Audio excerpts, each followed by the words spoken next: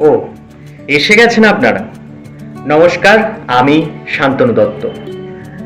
আচ্ছা, আপনি যেখানেই যাচ্ছেন সেখানেই সবাই আপনার থেকে দূরত্ব বজায় রাখছে? তাহলে চিন্তা করবেন না, নিজের ডান হাতটা তুলুন আর টা টা বলে সেখান থেকে চলে আসুন। আপনি নিজের মনের কথা বলতে চাইছেন, কিন্তু বারবার কোনো একটা কারণে বলতে পারছেন না। এই ভুলটাও কিন্তু আপনি করছেন।